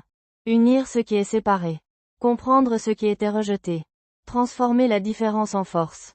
Visuellement aussi, le film continue de marquer les esprits. Les océans ne sont pas simplement un décor. Ils deviennent un personnage vivant. Une entité. Quelque chose qui respire, qui réagit, qui observe. James Wan ne filme pas seulement un monde sous-marin. Il crée un univers complet. Avec ses propres règles, ses propres créatures, ses propres civilisations. Et c'est ce qui donne au film une identité unique dans le cinéma de super-héros moderne. Même les combats ne sont pas classiques. Ils ne se déroulent pas sur Terre. Ils se déroulent dans un environnement en mouvement constant. L'eau devient une force narrative. Un élément qui change la dynamique de chaque affrontement. Et cela rend chaque scène beaucoup plus imprévisible. Du point de vue émotionnel, le film repose aussi sur une idée simple mais puissante. Personne ne choisit totalement qui il est à la naissance. Mais chacun choisit ce qu'il devient. Arthur aurait pu rester dans l'ombre. Il aurait pu ignorer Atlantis. Il aurait pu refuser son destin. Mais il choisit d'affronter ce qu'il fuit depuis toujours. Et c'est ce choix qui fait de lui Aquaman. Pas le trident, pas la prophétie, mais sa décision personnelle. Et c'est là que le film devient plus qu'une aventure. Il devient une histoire sur la responsabilité, sur le courage, sur l'acceptation de soi, et finalement, sur le fait que même les mondes les plus opposés peuvent trouver un équilibre. La dernière image que le film laisse dans l'esprit du spectateur. Ce n'est pas une bataille. Ce n'est pas un monstre. C'est l'océan, infini, calme, mais rempli de vie et de mystère. Comme une promesse, que l'histoire d'Aquaman ne fait que commencer. Clap YouTube outro, pour votre vidéo, et voilà. C'était l'histoire complète d'Aquaman, 2018, expliquée de façon cinématographique. Si tu es arrivé jusqu'ici, c'est que tu fais partie de ceux qui aiment comprendre les films en profondeur. N'oublie pas de t'abonner pour plus d'explications de films comme celui-ci. Il existe des films qui ne cherchent pas seulement à raconter une histoire. Ils cherchent à créer un monde. Un monde si immense, si vivant, que pendant quelques heures, tu oublies complètement la réalité autour de toi.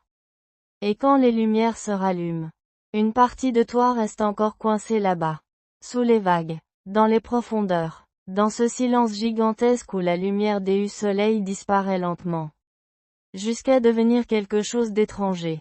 Parce qu'Aquaman n'est pas simplement un film de super-héros. C'est un voyage entre deux mondes qui refusent de se comprendre. La surface, et les profondeurs. Les humains, et Atlantis. La colère, et l'acceptation. L'héritage, et l'identité. Et ce qui rend ce film particulier. Ce n'est pas uniquement son spectacle colossal. Ce n'est pas uniquement ses créatures marines gigantesques. Ni ses batailles sous-marines impossibles. Mais quelque chose de beaucoup plus humain. Quelque chose de plus intime. L'histoire d'un homme qui n'a jamais réellement trouvé sa place. Un homme né entre deux mondes. Mais accepté par aucun des deux. Tout commence pendant une nuit de tempête. L'océan est déchaîné. Les vagues frappent les rochers avec une violence presque irréelle. Le vent hurle dans l'obscurité. Et au milieu de cette tempête, un homme solitaire marche près du phare où il travaille depuis des années. Thomas Curry. Un homme simple. Un gardien de phare vivant loin du monde. Loin des grandes villes. Loin du bruit. Loin des conflits. Il mène une existence calme. Presque silencieuse. Mais cette nuit-là, quelque chose change. Quelque chose qui va bouleverser toute son existence. Parce qu'au milieu des vagues, il découvre une femme blessée. Une inconnue. Échouée contre les rochers. Et dès le premier regard, quelque chose semble irréel chez elle. Comme si elle n'appartenait pas à ce monde. Thomas l'emmène à l'intérieur du phare. Il soigne ses blessures. Et lorsqu'elle ouvre enfin les yeux, le silence change immédiatement. Parce que cette femme n'est pas humaine. Elle s'appelle Atlana. la reine d'Atlantis. Mais Thomas ne le sait pas encore. Tout ce qu'il voit, c'est une femme mystérieuse avec un regard différent de tout ce qu'il a connu. Un regard rempli de tristesse, de fatigue, et d'une étrange douceur. Les jours passent, puis les semaines, et lentement, une relation commence à naître entre eux. Pas à travers de grands discours, pas à travers des scènes exagérées, mais à travers des moments simples, des repas partagés, des regards silencieux, des conversations tard dans la nuit pendant que la pluie frappe les vitres du phare. Et c'est précisément ça qui rend leur relation crédible. Parce que le film prend le temps de construire une émotion réelle. Thomas ne tombe pas amoureux d'une reine. Il tombe amoureux d'une femme. Et Atlana, pour la première fois depuis longtemps, découvre une vie normale, une vie sans guerre, sans obligation royale, sans trône, sans peur. Mais Atlantis ne pardonne jamais la fuite. Et Atlana le sait. Chaque jour passé à la surface rapproche le danger. Pourtant, elle reste. Parce qu'elle découvre quelque chose qu'elle n'a jamais connu dans les profondeurs. La liberté. Puis un jour, leur fils naît. Arthur. Mi-humain, mi-Atlante. Un enfant impossible. Un enfant qui n'aurait jamais dû exister. Et pourtant, dès son enfance, quelque chose paraît différent chez lui. L'océan semble lui répondre. Les poissons l'approchent naturellement. Comme s'ils le reconnaissaient déjà. Comme si les profondeurs savaient quelque chose avant tout le monde. Mais malgré ces moments de bonheur, la peur ne disparaît jamais complètement. Parce qu'Atlana sait qu'un jour, Atlantis viendra la chercher. Et ce jour arrive finalement. Une nuit, sans avertissement, des soldats atlantes surgissent dans le phare. Leur armure brille dans l'obscurité. Leurs armes ressemblent à une technologie venue d'un autre monde. Et soudain, la guerre entre dans cette petite maison au bord de l'océan. Atlana se bat. Et le film montre immédiatement quelque chose d'important. Elle n'est pas une reine fragile. Elle est une guerrière. Une véritable guerrière. La manière dont elle affronte les soldats. La rapidité de ses mouvements. La précision de chaque attaque. Tout donne l'impression qu'elle appartient à une civilisation infiniment plus avancée. Thomas regarde la scène sans comprendre. Arthur est encore enfant. Et pendant quelques minutes, le phare devient un champ de bataille. Mais Atlana sait que cela ne s'arrêtera jamais. D'autres viendront, encore et encore. Alors elle prend une décision impossible. Elle choisit de partir, non parce qu'elle cesse d'aimer Thomas, mais précisément parce qu'elle l'aime trop. Parce qu'elle sait que tant qu'elle restera, ils seront tous condamnés. Et c'est là que le film crée sa première véritable blessure émotionnelle. Parce qu'Arthur grandit avec une absence. L'absence de sa mère. Une absence qui va définir toute sa personnalité. Toute sa colère. Toute sa solitude. Les années passent. Arthur devient adulte. Et immédiatement, on comprend que ce n'est pas un héros classique. Il boit. Il voyage sans but. Il évite les responsabilités. Il refuse de réfléchir à son héritage. Il aide parfois des innocents. Mais sans jamais vouloir devenir un symbole. Parce qu'au fond, Arthur ne croit pas appartenir à quelque part. Ni à la surface. Ni à Atlantis. Il existe entre les deux.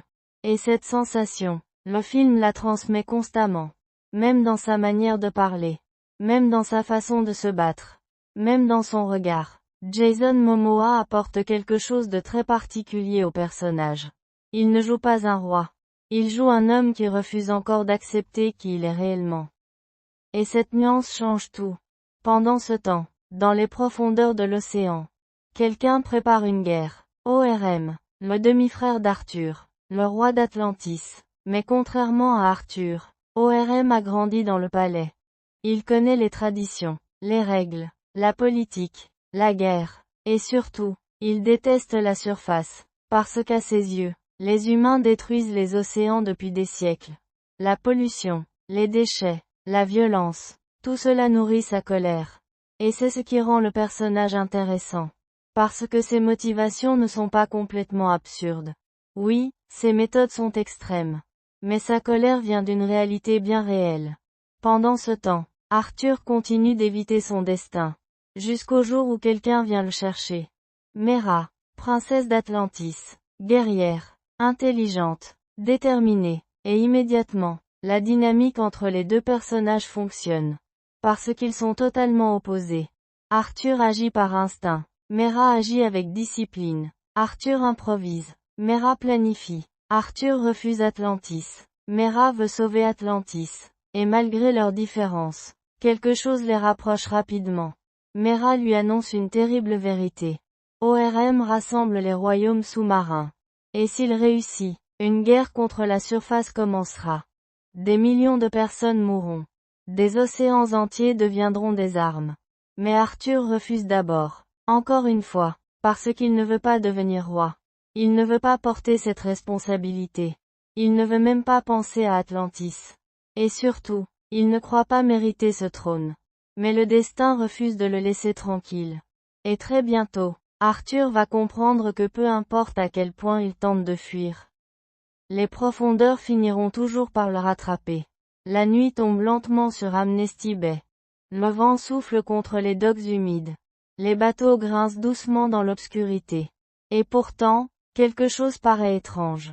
Comme si l'océan retenait son souffle. Arthur reste silencieux, assis seul près du rivage. Une bouteille à moitié vide entre les mains. Il regarde les vagues sans vraiment les voir. Parce qu'au fond de lui, les paroles de Mera continuent de résonner. La guerre, Atlantis, le trône, son frère, tout ce qu'il a essayé d'ignorer pendant des années revient soudainement à la surface. Et c'est précisément ce qu'Arthur déteste. Il déteste qu'on lui rappelle qu'il appartient à un monde qu'il n'a jamais choisi. Depuis son enfance, Arthur vit avec cette sensation étrange. La sensation d'être incomplet, trop différent pour les humains, trop humain pour Atlantis, et cette fracture intérieure. Le film la montre constamment sans toujours la dire directement.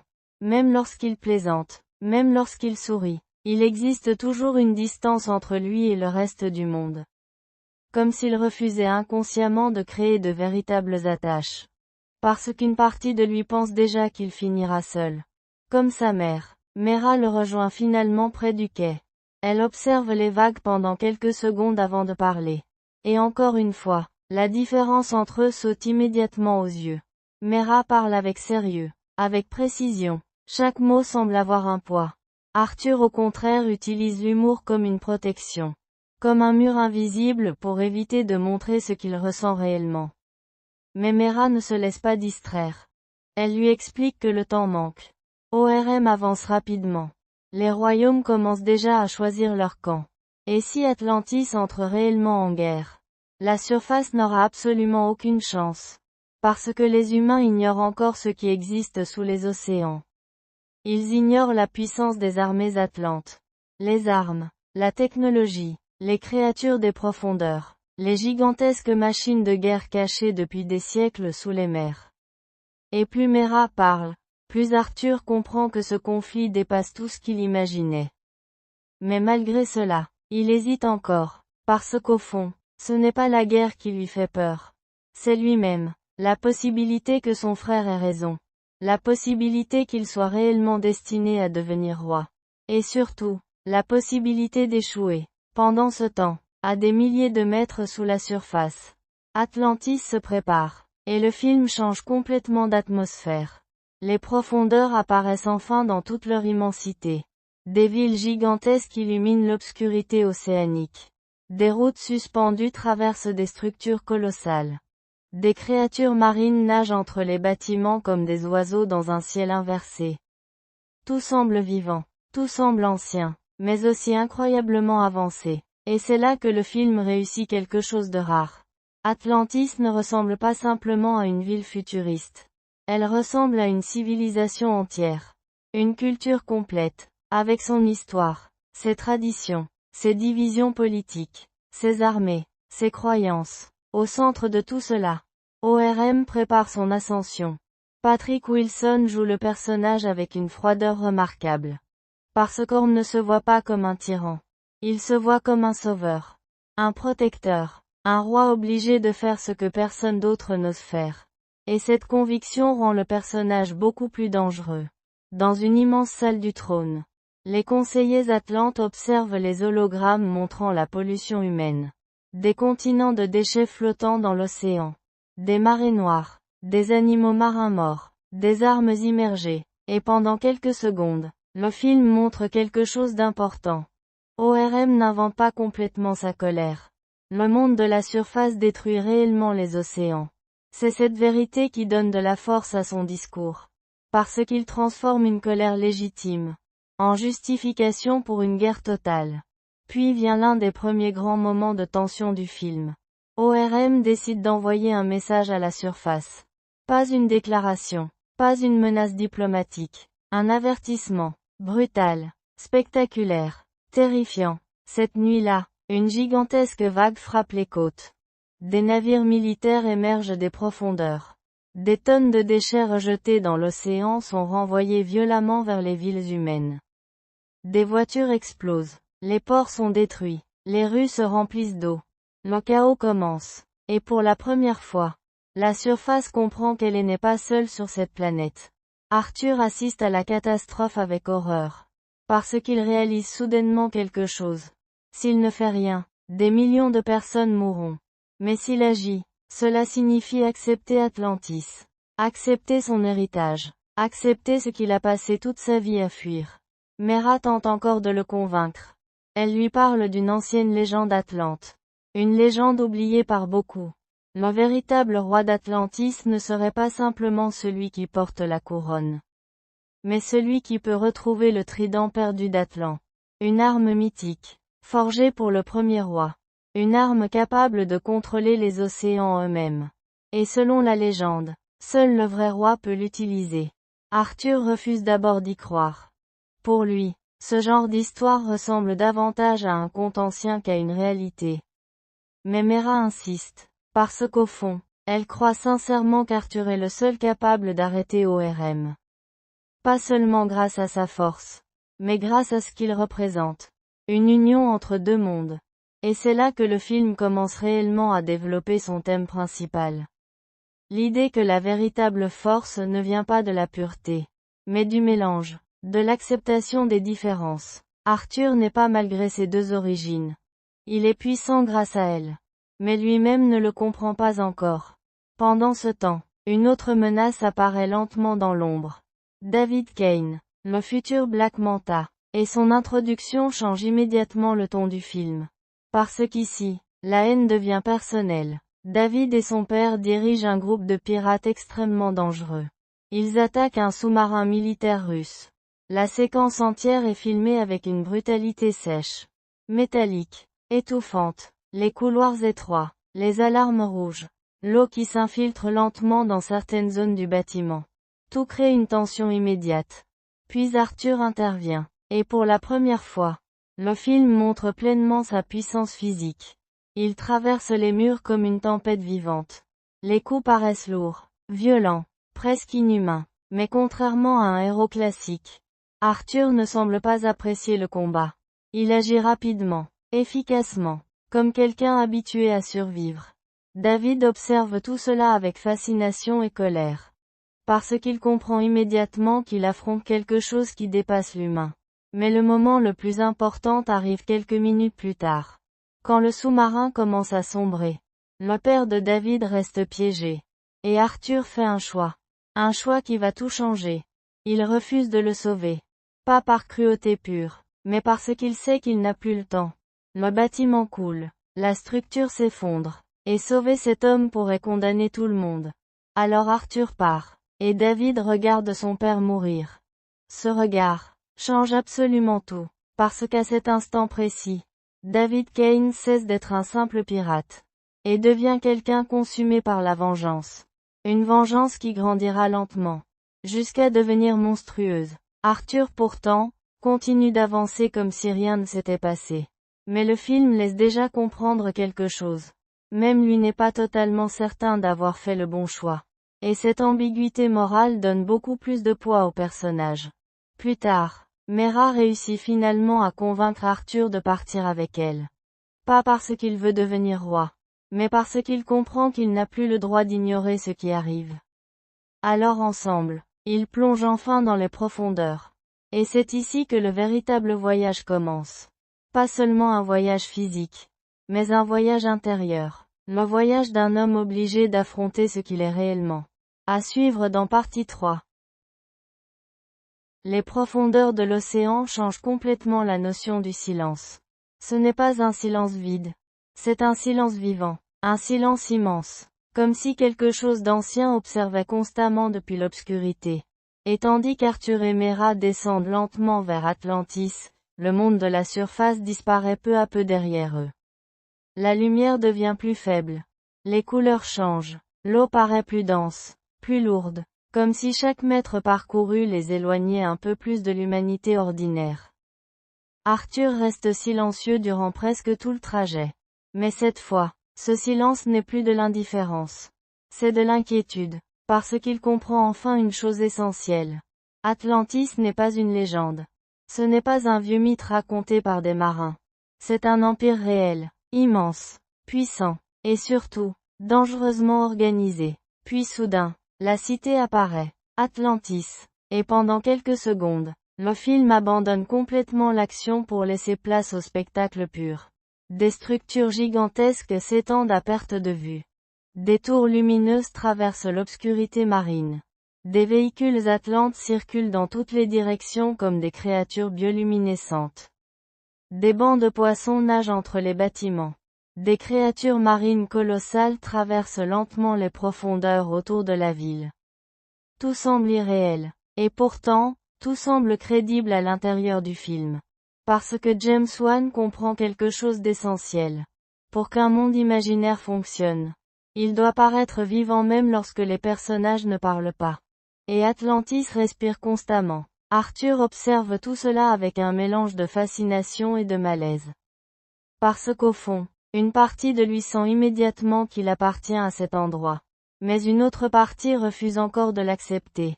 Et cette contradiction traverse tout son regard. Mera l'emmène discrètement à travers certains quartiers d'Atlantis. Et c'est ici que le film commence à montrer les différences sociales du royaume. Parce qu'Atlantis n'est pas un paradis parfait. Certaines zones débordent de richesses. D'autres paraissent plus dures, plus militaires, plus autoritaires. Et partout, le nom d'Orm circule comme une présence écrasante. Le futur roi, le protecteur des océans, celui qui va enfin punir la surface. La propagande grandit lentement dans tout le royaume. Des hologrammes montrent les dégâts causés par les humains. Des discours parlent de vengeance, de purification, de reconquête. Et Arthur comprend alors quelque chose d'important. ORM ne gouverne pas uniquement avec la peur. Il gouverne avec la colère collective. Et une population en colère devient extrêmement dangereuse. Mera conduit finalement Arthur auprès de Vulko, l'ancien conseiller royal, l'homme qui connaissait Atlana, celui qui a secrètement observé Arthur pendant des années. Et dès leur première rencontre, quelque chose change immédiatement. Parce que Vulko ne regarde pas Arthur comme un étranger. Il le regarde comme quelqu'un qui l'attend depuis longtemps. Willem Dafoe apporte au personnage une énergie particulière. Une forme de sagesse calme. Comme quelqu'un fatigué par des années de guerre politique. Mais qui refuse encore d'abandonner l'espoir. Vulko explique alors toute la vérité. Après le départ d'Atlana, ORM a lentement consolidé son pouvoir. Les royaumes sous-marins sont divisés.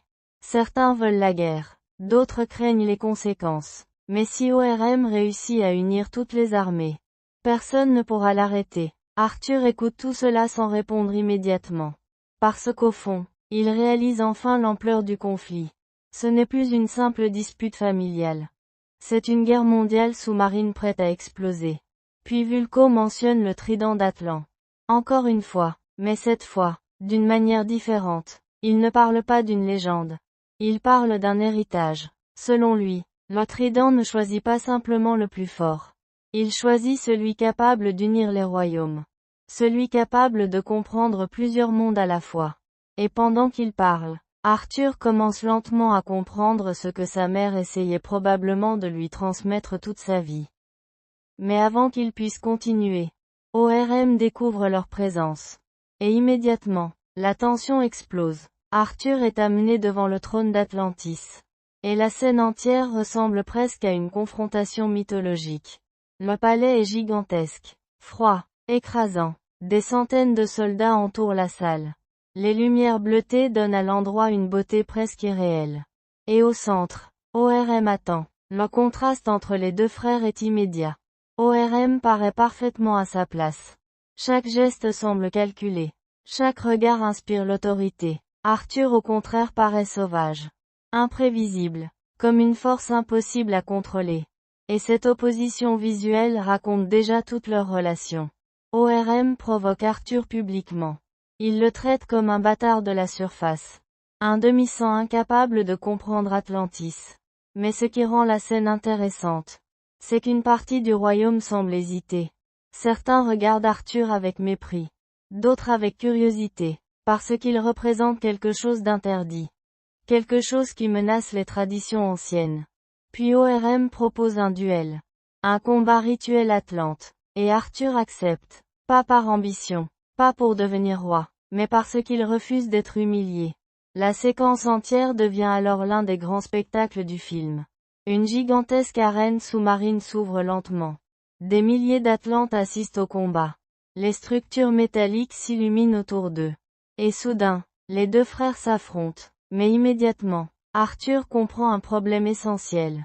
Il est puissant, très puissant, mais ORM est entraîné, discipliné, technique. Chaque attaque d'Orm paraît précise, contrôlée, alors qu'Arthur combat encore principalement avec instinct, avec colère, avec force brute. Et dans cet environnement, cela ne suffit plus. Le combat devient rapidement brutal. Les armes atlantes déchirent l'eau autour d'eux. Les impacts résonnent comme des explosions étouffées. Le public hurle. Les armures brillent dans l'obscurité. Et malgré toute sa puissance, Arthur commence à perdre. Mais le plus important, ce n'est pas la défaite physique. C'est ce qu'elle symbolise. Arthur réalise qu'il ne peut pas simplement improviser face à Atlantis. Il ne peut pas avancer uniquement grâce à sa force naturelle. Parce qu'Orm maîtrise ce monde. Alors que lui, ne le comprend même pas encore complètement. Et pendant quelques secondes, le regard d'Orm change légèrement. Comme s'il ressentait quelque chose de plus profond qu'est la simple haine. Une frustration ancienne. Une jalousie enterrée depuis l'enfance.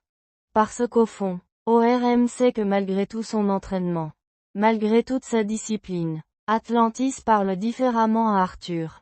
Comme si l'océan lui-même reconnaissait quelque chose chez son frère. Et cette idée le détruit intérieurement. Finalement, ORM prend l'avantage définitif. Il s'apprête à tuer Arthur devant tout le royaume. Mais Mera intervient. Elle brise les règles, et provoque immédiatement le chaos. Des explosions secouent l'arène. Les soldats se déplacent dans toutes les directions. L'eau tourbillonne violemment autour des structures. Et Mera entraîne Arthur hors du palais pendant que les gardes les poursuivent. La fuite à travers Atlantis devient alors une immense séquence de vitesse et de lumière. Des véhicules atlantes traversent les rues sous-marines. Les bâtiments défilent à une vitesse folle. Les sirènes résonnent dans toute la cité. Et Arthur, blessé, comprend enfin quelque chose de fondamental. S'il veut réellement arrêter ORM, il doit devenir plus qu'un homme fort. Il doit comprendre qui il est vraiment. Pendant ce temps, ORM reste seul dans la salle du trône. Et pour la première fois, son masque commence légèrement à se fissurer. Parce qu'il réalise que tuer Arthur ne suffira probablement pas. Tant qu'Arthur restera vivant, il représentera toujours une menace symbolique. L'idée qu'un autre roi pourrait exister. Et dans un empire construit sur le pouvoir. La fuite à travers Atlantis ressemble presque à un rêve en train de s'effondrer. Des lumières traversent l'eau dans toutes les directions. Les alarmes résonnent dans la cité entière. Des véhicules militaires surgissent derrière Arthur et Mera comme des prédateurs mécaniques. Et pour la première fois depuis le début de leur voyage, Arthur commence réellement à comprendre la puissance d'Atlantis. Pas seulement sa technologie, pas seulement ses armées, mais sa capacité à contrôler absolument chaque espace des profondeurs. Mera conduit Arthur à travers des passages cachés, des tunnels oubliés, des structures anciennes construites bien avant l'Atlantis moderne. Et tandis qu'ils avancent, le contraste entre eux devient encore plus intéressant. Parce que malgré le chaos, Mera reste concentrée, précise. Elle connaît chaque route, chaque raccourci, chaque sortie, alors qu'Arthur agit encore presque uniquement à l'instinct. Mais lentement, quelque chose change. Il commence à lui faire confiance. Réellement. Et cette confiance devient importante. Parce qu'aucun des deux personnages ne pourrait survivre seul. Mera connaît Atlantis. Arthur possède une puissance que les Atlantes eux-mêmes craignent. Et ensemble, ils représentent précisément ce qu'on déteste le plus. L'union de deux mondes. Finalement, ils réussissent à quitter la ville principale. Et pendant quelques instants, le silence revient. Un silence étrange. Fatigué, Arthur s'effondre légèrement contre une structure rocheuse abandonnée. Son armure est endommagée. Son corps porte encore les marques du duel contre ORM. Mais ce ne sont pas ses blessures physiques qui le perturbent. C'est autre chose. Une vérité qu'il refuse encore d'accepter complètement. Parce qu'au fond, Orm avait raison sur un point. Arthur ne connaît presque rien d'Atlantis. Il ignore ses traditions, ses lois, son histoire, son peuple. Et comment pourrait-il devenir roi d'un monde qu'il ne comprend même pas? Mera remarque immédiatement son hésitation. Mais au lieu de le rassurer, elle lui dit quelque chose d'important. Le véritable problème d'Arthur n'est pas son manque de force. C'est son refus constant d'accepter qui il est. Et cette phrase le frappe beaucoup plus profondément qu'il ne veut l'admettre. Pendant ce temps, ORM accélère ses plans. Parce qu'il sait désormais qu'Arthur est devenu une menace réelle. Pas forcément militairement, mais politiquement, symboliquement. Alors il décide de consolider immédiatement son alliance avec les autres royaumes. Le film nous emmène alors vers un autre territoire sous-marin. Le royaume des pêcheurs. Et ici encore, James Wan change complètement l'identité visuelle du monde. Chaque royaume possède son propre style, sa propre architecture, sa propre culture. Les Atlantes principaux ressemblent à une civilisation militaire avancée. Le royaume des pêcheurs au contraire paraît presque cérémonial. Royal, élégant, comme une ancienne monarchie transformée par la technologie. ORM rencontre leur roi afin d'obtenir officiellement son soutien pour la guerre contre la surface. Mais contrairement à certains autres dirigeants, ce roi hésite, parce qu'il comprend les conséquences d'une guerre totale. Et surtout, il ne fait pas totalement confiance à ORM. La conversation devient immédiatement tendue. ORM parle de vengeance, d'équilibre, de justice pour les océans. Mais derrière ces mots, on sent autre chose. Une obsession grandissante, un besoin absolu de contrôle. Et lentement, le masque du dirigeant noble commence à disparaître. Puis tout bascule, parce qu'Orm ne cherche plus vraiment à convaincre. Il cherche à dominer, et lorsqu'il comprend que le roi des pêcheurs refuse de se soumettre, il l'attaque brutalement. La scène est spectaculaire, violente. Les gardes surgissent. Les armes atlantes illuminent les profondeurs. Et au milieu du chaos, ORM tue le roi. Froidement, rapidement, sans hésitation. Et c'est ici que le personnage devient encore plus dangereux. Parce qu'il cesse d'être simplement un homme en colère. Il devient quelqu'un prêt à tout sacrifier pour imposer sa vision. Même son propre peuple, même l'honneur atlante. La princesse du royaume des pêcheurs regarde son père mourir sous ses yeux. Et malgré sa douleur, elle comprend immédiatement qu'elle n'a plus le choix. Si elle refuse l'alliance, son royaume sera détruit. Alors Orm gagne encore du pouvoir. Encore une armée, encore un royaume, encore une étape vers la guerre mondiale. Pendant ce temps, Arthur et Mera découvrent quelque chose laissé secrètement par Vulko. Des indices concernant le trident d'Atlan. Une ancienne piste oubliée depuis des siècles. Et c'est ici que le film change encore de ton. Parce qu'il devient soudainement une véritable aventure mythologique. Leur voyage les mène vers la surface, en Sicile, et le contraste est magnifique. Après des heures passées dans les profondeurs sombres d'Atlantis, la lumière du soleil paraît presque irréelle. Les rues anciennes, les bâtiments historiques, le bruit des humains, tout semble étrangement calme après le chaos sous-marin. Et c'est précisément dans ces moments plus simples que le film développe le mieux Arthur et Mera. Parce qu'ils cessent temporairement d'être des guerriers. Ils deviennent juste deux personnes essayant de comprendre le monde de l'autre. Mera découvre la surface avec curiosité. Chaque détail humain semble nouveau pour elle. La nourriture, la musique, les marchés, les conversations. Et certaines scènes apportent enfin un peu de légèreté au récit. Mais derrière cette légèreté, quelque chose d'important continue de grandir entre eux. Arthur remarque que Mera ne regarde plus la surface avec mépris. Et Mera remarque qu'Arthur cache sa douleur derrière l'humour. Leur relation devient plus naturelle. Plus intime. Pas à travers de grandes déclarations romantiques. Mais à travers de petits moments. Des regards. Des silences confortables. Des sourires involontaires. Puis finalement, ils trouvent un ancien mécanisme caché. Une technologie atlante oubliée depuis des siècles. Et grâce aux indices laissés par le premier roi, ils découvrent les coordonnées d'un nouvel emplacement. Le désert du Sahara, anciennement recouvert par l'océan. Mais quelqu'un les observe déjà.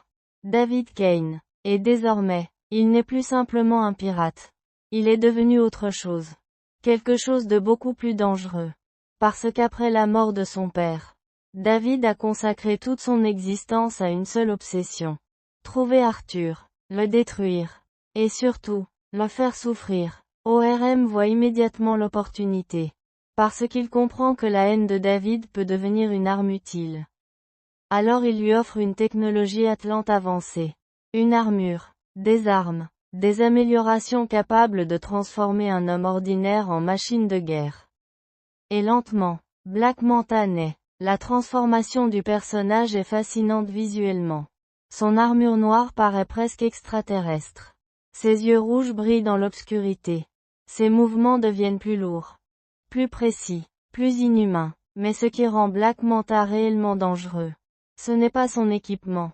C'est sa haine. Une haine totale, pure, personnelle. Pendant ce temps, Arthur et Mera arrivent finalement dans le désert. Et encore une fois, le film change complètement d'ambiance. Après les profondeurs aquatiques, l'immensité brûlante du Sahara paraît presque irréelle. Le sable remplace l'océan. Le silence du désert remplace celui des profondeurs. Mais symboliquement, le voyage continue. Parce qu'Arthur cherche toujours la même chose. Son identité. Il découvre finalement une ancienne structure atlante enfouie sous le sable depuis des millénaires. Et à l'intérieur, le passé d'Atlantis commence lentement à révéler ses secrets. Mais avant qu'il puisse avancer davantage, une nouvelle menace approche déjà dans l'ombre. Et cette fois, la mer était devenue silencieuse. Pas ce silence paisible qu'on ressent au bord d'une plage au coucher du soleil. Non, un silence lourd. Un silence qui annonçait quelque chose d'immense. Au fond des océans, les royaumes se préparaient à la guerre. Atlantis n'était plus un simple royaume caché sous les eaux. C'était désormais une machine militaire gigantesque. Des milliers de soldats atlantes avançaient dans les profondeurs obscures. Leurs armures brillaient comme des étoiles perdues dans l'abîme. Des créatures marines gigantesques nageaient entre les colonnes de pierre antiques pendant que les armes énergétiques illuminaient l'océan d'une lumière bleue inquiétante. Et au centre de tout cela, ORM, le roi d'Atlantis observait l'immensité de son armée avec un calme terrifiant. Il ne voyait plus les humains comme des voisins. Il les voyait comme une infection. Pour lui, la surface avait dépassé toutes les limites. La pollution, les guerres, les océans détruits, tout cela justifiait désormais une seule chose. La conquête. Mais pendant qu'Orm préparait l'invasion du monde entier, Arthur Curry était loin de tout ça. Avec Mera, il traversait des terres oubliées, cherchant quelque chose que presque tout le monde croyait être une